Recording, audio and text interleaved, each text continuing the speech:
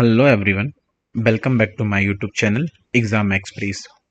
MP power generating company limited ने अभी recently notification release किया है, जहां पर हमें काफ़ी अच्छी वैकेंसीज देखने को मिल रही है। तो आज हम उसी के बारे में डिटेल में नोटिफिकेशंस को देखने वाले हैं कि नंबर ऑफ पोजीशंस कितनी क्या है, कब इसकी एग्ज़ाम डेट है, किस तरीके से पोस्टिंग होगी और कौन कौन से डिपार्टमेंट में वैकेंसीज रिलीज़ की गई है। वो सब सारी चीज़ें हम डिटेल में क्या देखने वाले हैं। तो बेसिकली ये नोटिफिकेशंस हमें देखने को मिल रहा है, जो कि Madhya Pradesh power generating company limited, जिनका हेड ऑफिस जबलपुर में है, उनकी तरफ से नोटिफिकेशन बेसिकली क्या रिलीज किया गया है। यहाँ पर जो पोस्टिंग है, मुख्यमंत्री सीखो कमाओ योजना के अंतर्गत होने वाली है। On the job training, basically ये एक प्रकार की OJT है, मतलब जॉब की ट्रेनिंग है, जिसका एक नोटिस पीरियड एक सर्टेन पीरियड होगा। यहाँ पर आप उस सर्टेन पीरियड के लिए यहाँ पर ट्रेनिंग लेंगे और यहाँ पर अलग अलग डिपार्टमेंट जैसे कि आईटीआई में engineering and non engineering candidate, diploma में इंजीनियरिंग कैंडिडेट, और वहीं अगर आपने ग्रेजुएशन किया है तो इस पे engineering and non engineering category के कैंडिडेट्स हैं, उन सभी के लिए यहाँ पर टोटल 559 वैकेंसीज हमें यहाँ पे देखने को मिल रही है।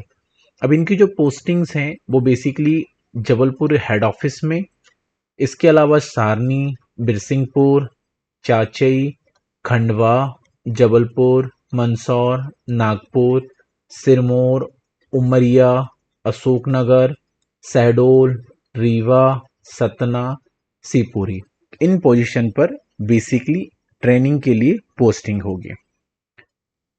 इसमें एज का जो कैलकुलेशन है वो 1/1/2025 के हिसाब से किया जाएगा। वहीं यहाँ पर हम मिनिमम एज लिमिट की बात करें फॉर्म फिल करने के लिए, जो कि 18 वर्ष होनी चाहिए। इससे कम अगर आपकी एज है तो आप फॉर्म फिल नहीं कर पाएंगे। मैक्सिमम एज लिमिट की मैं यहाँ पर बात करूँ 29 ईयर से ज़्यादा नहीं होना चाहिए। शैक्षणिक योग्यता के अंतर्गत हम ITI, डिप्लोमा और अंडर ग्रेजुएशन या ग्रेजुएशन कैटेगरी के कैंडिडेट को ही यहाँ पे लेंगे।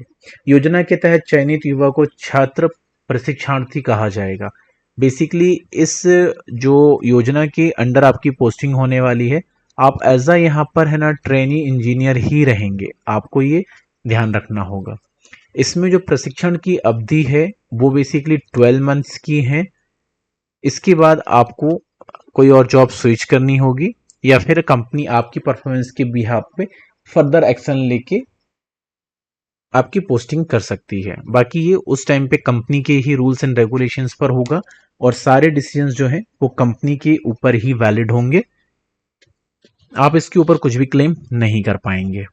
ठीक है, अब यहाँ पर हम जो वैकेंसीज देखते हैं और उनकी सैलरी की हम यहाँ पर बात कर लेते हैं। तो टोटल जो वैकेंसीज हैं वो बेसिकली 556 वैकेंसीज हैं। यहाँ पर ITI कैटेगरी के जो कैंडिडेट हैं उनके लिए कंपनी के द्वारा जो स्टाइफंड मिलेगा 2125 रुपए कंपनी पे करेगी और 6375 रुपए जो है वो बेसिकली गवर्नमेंट पे करेगी। तो 25% राशि कंपनी को देना होगा और 75% गवर्नमेंट देगी। तो इन सभी का मिला के 100% जो सैलरी होगी 8500 रुपए ITI कैटेगरी के कैंडिडेट के लिए यहाँ पर मिलेंगे।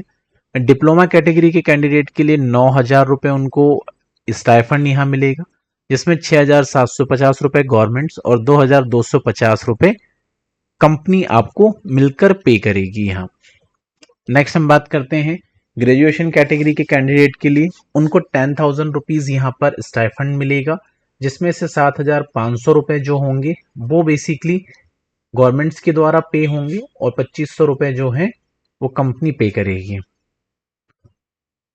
तो यहाँ पर काफ़ी अच्छी वैकेंसीज हैं या ट्रेनिंग का आपको मौका मिल रहा है। आप यहाँ पर काफ़ी सारी चीज़ें सीख के फर्दर लाइफ में अच्छी ग्रोथ ले सकते हैं। चिकित्सा स्वास्थ्य की अगर हम बात करें, किसी भी योग्य व पात्र आवेदक का अंतिम चयन चिकित्सा फिटनेस के आधार पर ही किया जाएगा। आपका जो सिलेक्शन होगा सारी प्रोसेस कंप्लीट होने के बाद लास्ट में आपका मेडिकल फिटनेस टेस्ट होगा और मेडिकल फिटनेस टेस्ट में आप पास होंगे तभी आपको क्या है सिलेक्शन मिल पाएगा। अब आपको अप्लाई कैसे करना है, तो बेसिकली आपको http://mmsk.mp.gov.in/web/candidate/registration के माध्यम से आपको क्या आवेदन करना होगा और उसी के हिसाब से फिर आपकी क्या पोस्टिंग हो पाएगी। इस योजना में पंजीयन करने के लिए समग्र आईडी वो क्या अनिवार्य है, आपकी एसएसडी होनी चाहिए, ट्रिपल एसएम आईडी होनी चाहिए, आप तभी इसमें अप्लाई कर पाएंगे। साथ ही साथ आपका mobile number, email ID active होनी चाहिए, क्योंकि उसमें आपके ओटीपी वगैरह आएंगे और फर्दर अपडेट्स भी उसी में मिलते रहेंगे। साथ ही साथ आपकी केवाईसी भी कंप्लीट होनी चाहिए। ये कुछ बेसिक रिक्वायरमेंट्स हैं जो आपको फॉर्म फिल करने के पहले कंप्लीट करनी होगी। ऑनलाइन आवेदन जो है 24/4/2025 से स्टार्ट हो चुके हैं और 5/6/2025 तक फॉर्म फिल होंगे। तो बेसिकली फॉर्म फिल होने की स्टार्टिंग डेट की हम बात करें 24/4 से फॉर्म फिल होना स्टार्ट हो चुके हैं और 5/6/2025 तक फॉर्म फिल होंगे। तो काफ़ी लंबी डेट है, आप इसी तरीके से फॉर्म फिल कर सकते हैं। पंजीकरण में किसी भी तरह की कठिनाई होने पर जिला स्तरीय आईटीआई से संपर्क किया जा सकता है। अगर आपको रजिस्ट्रेशन करने में किसी भी तरीके की कोई भी प्रॉब्लम्स आप फेस कर रहे हैं तो आप आईटीआई कार्यालय में भी संपर्क कर सकते हैं इससे रिलेटेड, सो दैट कि आप इजी तरीके से फॉर्म फिल कर पाएं। बाकी कुछ रूल्स एंड रेगुलेशंस यहाँ पर दिए गए हैं जो कि आपको फॉर्म फिल करने से पहले इनको पढ़ लेना है। अब यहाँ पर हम जॉब का डिटेल में एक सेग्रीगेशंस देख लेते हैं। जो 12th पास कैटेगरी के कैंडिडेट होंगे उनके लिए टोटल यहाँ पर 65 वैकेंसी है, जिसमें एचपीएस एंड टीपीएस मतलब अलग अलग हेडक्वार्टर्स में पोस्टिंग होने वाली है, जिसमें एटीपीएस, एसटीपीएस, एसएसटीपी जो अलग अलग ब्रांचेस हैं वो पोस्टिंग है।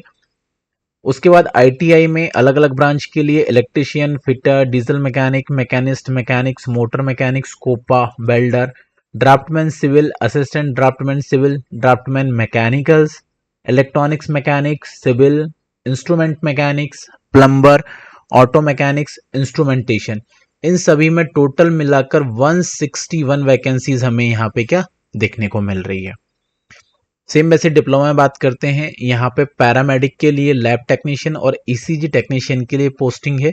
तो टोटल यहाँ पर 2 ही पोस्ट हमें देखने को मिल रही है। नेक्स्ट ग्रेजुएशन में बात करें यहाँ पर mechanicals, electricals and electronics, electronics and instrumentations, electronics communications engineering, CS engineering, civil engineering, BSc science and nursing, BCom, MCom या फिर बीसीए या CA, BSc chemistry, HR, executive payroll and the employ data management और IT, इन सभी में total हमें 331 vacancy देखने को मिल रही है।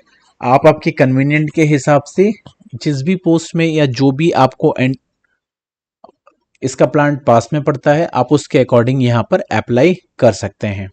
तो ये वैकेंसी का सेग्रीगेशन है, आप फॉर्म फिल करने से पहले इसको एक बार डिटेल में स्टडी कर लें और जो जो रिक्वायरमेंट है और जिस जिस लोकेशन पर रिक्वायरमेंट है उसके अकॉर्डिंग आप अपना फॉर्म फिल कर सकते हैं। बाकी अगर आपको इससे रिलेटेड कुछ भी क्वेरीज है, डाउट है, कंफ्यूजन है तो आप बेझिझक होकर कमेंट्स बॉक्स में आपके क्वेरीज को ड्रॉप कर सकते हैं। बाकी आप ऑल इंडिया लेवल की सभी तरीके की जॉब अपडेट्स के लिए हमारे यूट्यूब चैनल को सब्सक्राइब करना बिल्कुल ना भूलें, जिससे क्या है कि आपको आगे और भी जॉब अपडेट्स जो आते रहेंगे वो टाइम टू टाइम यहाँ पर मिलते रहेंगे। बाकी आज का सेशन इसी के साथ हम यहीं पर क्लोज करते हैं। Shining of this session. Thank you.